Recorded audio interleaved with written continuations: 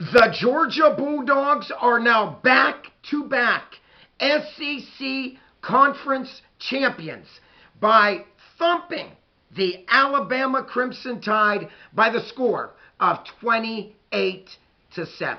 Welcome, my friends, to another sports edition of the Buckeye Vinny YouTube channel sports show.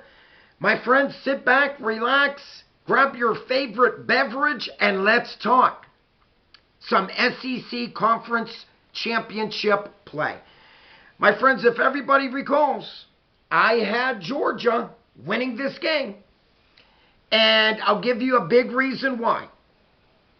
What a job Georgia Bulldogs defense has played the last 4 games. My friends, check this out.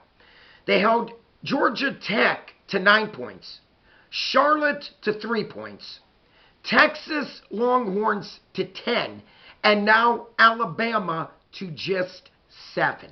Wow. Wow. 29 points they have given up in their last 4 games. That is phenomenal, my friends. Seriously. That is top-level defense. And coming into this game against Bama, the Georgia Bulldogs defense was yielding 16.5 points per game to their opponents. So now, my friends, without a doubt, they only gave up 7 points.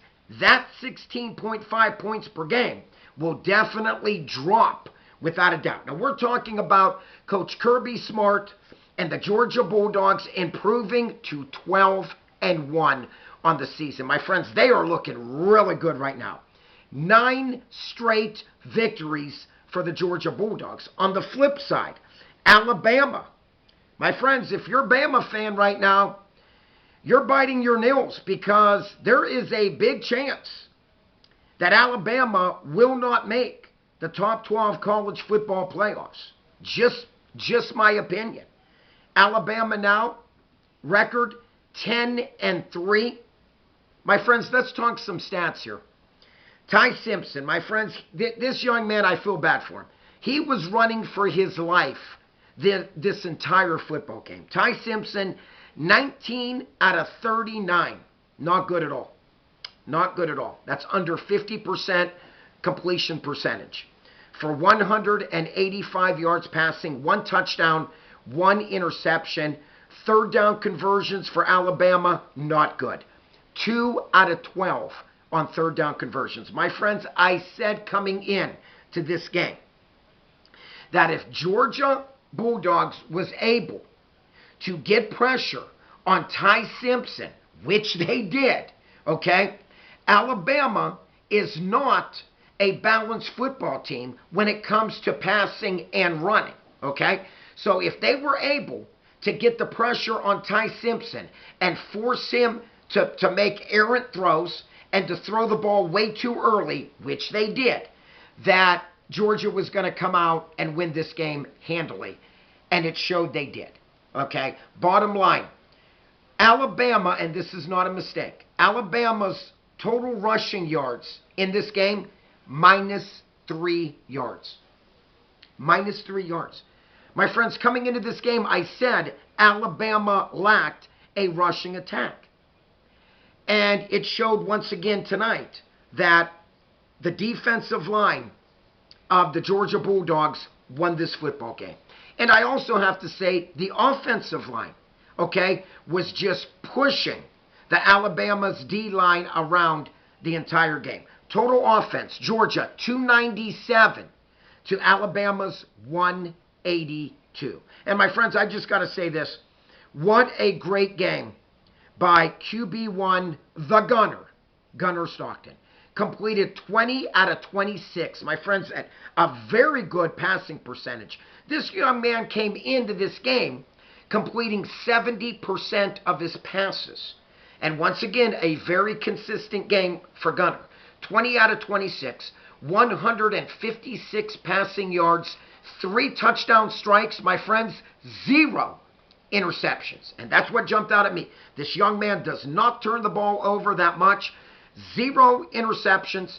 The ground gainer looked this way. Nate Frazier, 13 carries, 52 yards, 1 rushing touchdown.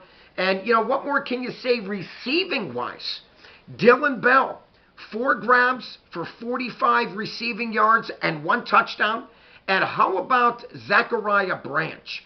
Led the team, 5 receptions, 53 receiving yards, and also 1 receiving touchdown. Now, when you look at this game, the minute the Dawgs led at halftime, 14-0, and my friends, I am not just saying this or talking smack. I knew at that point Georgia had this game won, and I'm going to tell you why. Georgia under Coach Kirby Smart is 92 wins and only 4 losses when leading at halftime. 92-4. My friends, when they're leading at half, you might as well just put in your book that it's a W, because they are darn near an automatic when leading at half. And like I said, my friends, this was just a really impressive ball game, both offensively and defensively. Defensively, what more can you say? They were led by C.J. Allen, Johnson, Walker. Bolden played a good game.